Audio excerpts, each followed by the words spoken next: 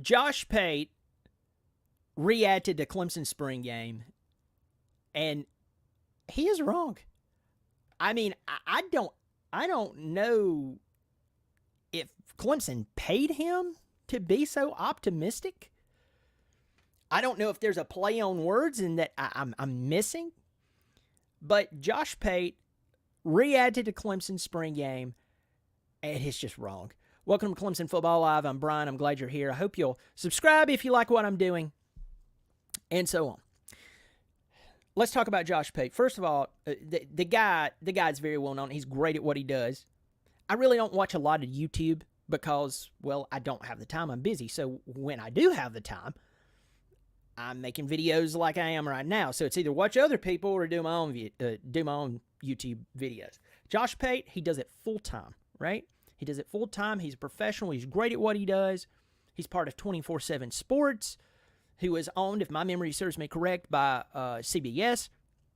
He has over 250,000 subscribers. The guy goes all over. He has, if you love college football, this would be the dream job, right? He is really good at what he does. So you're like, Brian, you just said you don't watch YouTube videos because you don't have the time, because once again, I'm just a hobbyist. I'm in my bonus room doing the show. I'm not a Josh Pate. Why did you click in on this video? Well, I went to YouTube because I was looking for something else, and just lo and behold, there it is in front of me that Josh Pate reacts to Clemson spring game. And it was like, I don't know, a 5-minute video. I was like, I got, it's risk 30. I've got 5 minutes that I can actually spare. And I watched it. And I'm going to tell you, Josh was so optimistic with Clemson football, it was almost as though Clemson had paid him to give Clemson fans some hope. Now, let's just pause here.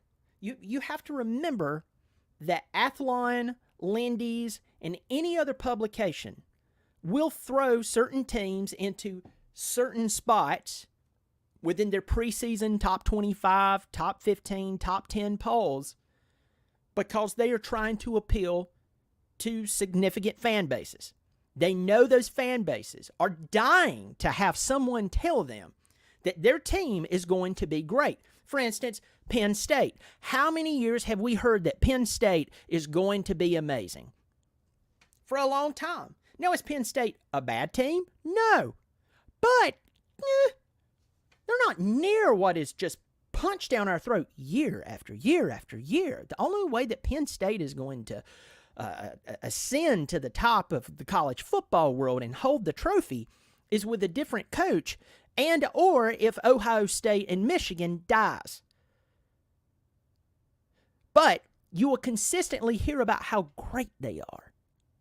So they'll sell those magazines, and it supports the whole Big Ten fan base, chatting, arguing, discussing it. Did you see what was in Athlon? It's the same on YouTube.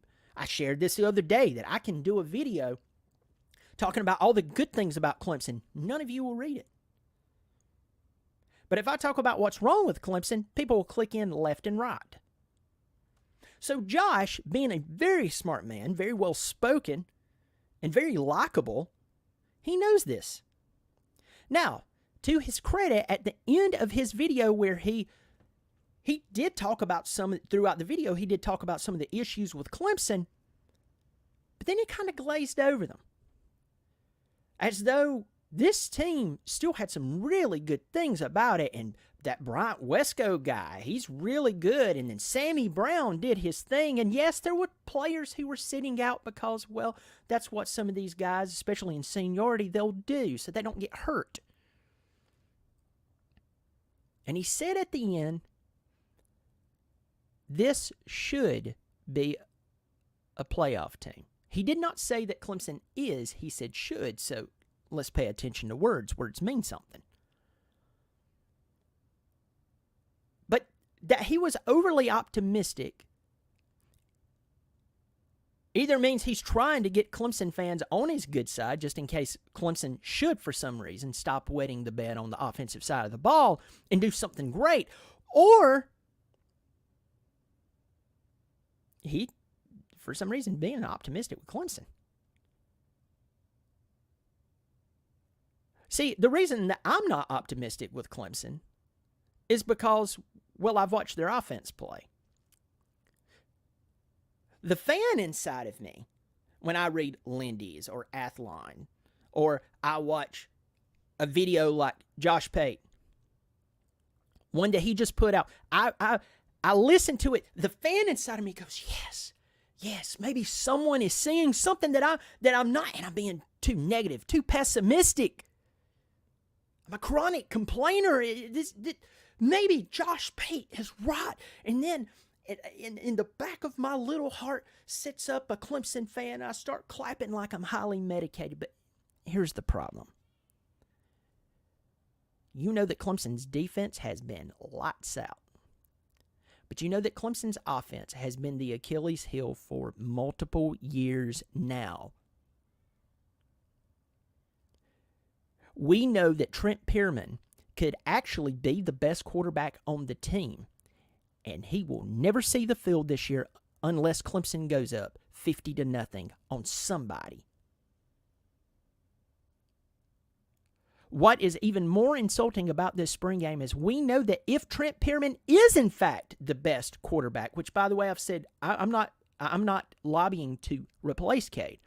I'm saying give Pierman a shot here and there. Maybe not do it against Georgia. Maybe App State.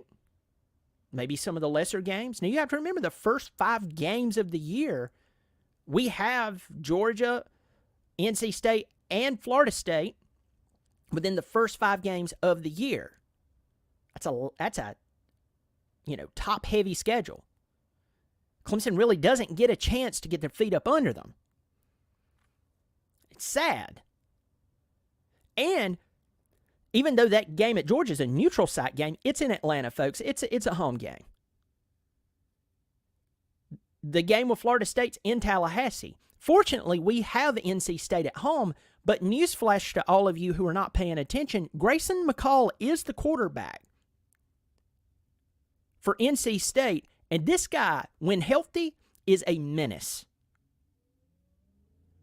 So this is not going to be a walk through the park.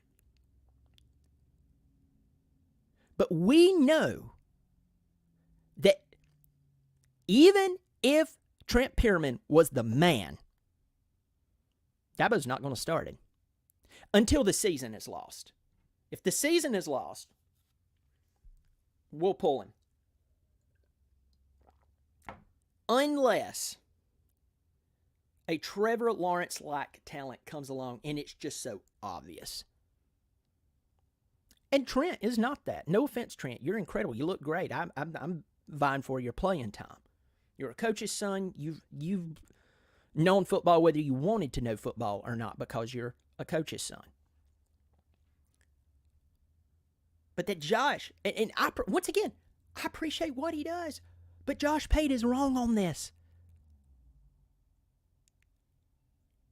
Unless he is playing on the word should be a playoff contender. Unless he is playing off that or on that angle, however you want to say it. The truth is, Clemson's defense is playoff worthy. Clemson's defense only returning 2 or 3 starters from last year is still going to be pretty doggone good. Yes, they're going to have some mishaps here and there because of youth, but the youth on this team and the second-year players are unbelievable. But when you sat and you watched even the highlights that Josh Pate played, immediately, two out of like the first 3 passing plays of Cade, or 2 out of the first 4 that he just that they passively showed there, Cade threw into double coverage. Cade threw into double coverage again. It might have even been triple. Then they show an interception thrown by Cade. They should not be a playoff team. And there's some of you who I respect, and we just disagree. Once again, I go back to it used to be one of the good things about our society. We could disagree and still be civil and be friends. So I'm I'm not attacking anyone. I'm just kind of living off of what I hope we can have here. But if Clemson gets their drawers ripped off and spanked in Atlanta in the very first game of the year, do you really want them making the playoffs only for them to get their drawers pulled down and spanked again in the playoffs? No one remembers the greatness of the 2022 TCU season. They only remember the 65-7 loss in the national championship. Nobody really remembers the Florida State undefeated season last year. Florida State fans, they do. But no matter how red you want to turn in your face and talk about who sat out, who opted out, the truth is Florida State still lost by, 60 points? Oh, to Georgia. That's all people remembers. Do you want that for Clemson? I don't. It hurts the power and the validity of your brand. This is not, they should not be in the playoffs unless something amazing goes on between the offensive line, the poor habits that's been picked up by Cade, unfortunately, because the offensive line has been absolutely inadequate for the past, how many years now? Matt Luke is having to retrain who he's having to retrain. And one of you made a heck of a point the other day. Can't remember who it is. It might have been Ted Jackson. That said maybe the reason that Cade has picked up this ability of honing in on one wide receiver right off the bat and the defense is hopping the route is because he's just picked up the bad habit because he knows that his offensive line is not going to block for him. That's actually a really good point. That's a really good analytical approach. I told you the guys picked up poor habits. Wide receivers? The wide receivers? I mean, if your offensive line is not blocking and holding blocks long enough, the play breaks down. The quarterback has to scramble or get rid of the football. Yeah, the wide receivers, they can't even complete their routes.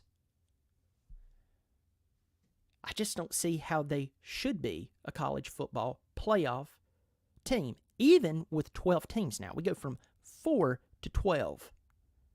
Triple the size. Once again, I like Josh Pate. Never met him. Watched it. It's really, really good.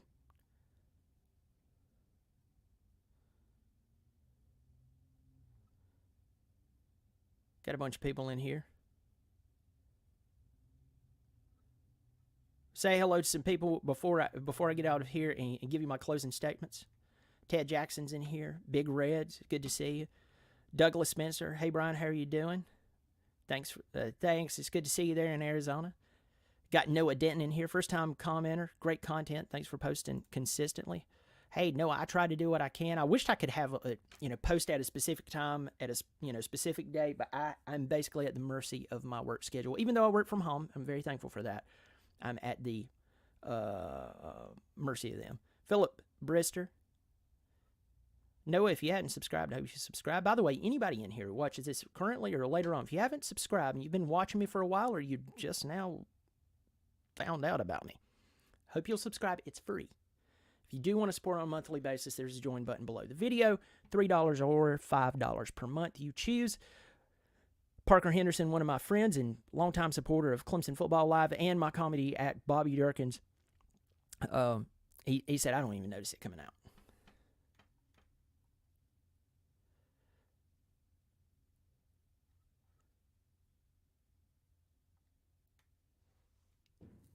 Closing thought. Or thoughts. You know me. I just can't say one thing. Josh Pate also doesn't specifically pay attention to one school, and he shouldn't. He covers all of college football. And folks, I want to tell you, just talking about teams that we play, right? That we play year in and year out, it gets tough keeping up with those teams.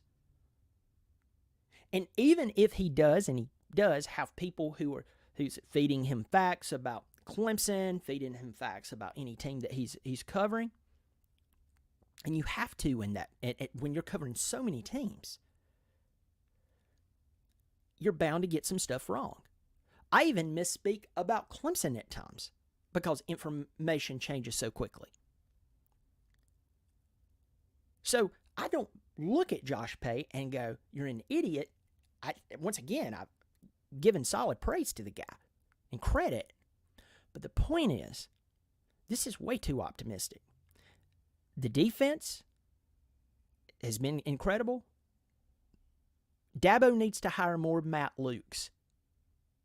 And then at that point, you can really say, give it a few years. But folks, I'm telling you, as long as you still have some of those old personalities in Clemson's offense, you will consistently have to restart the clock of give them some time.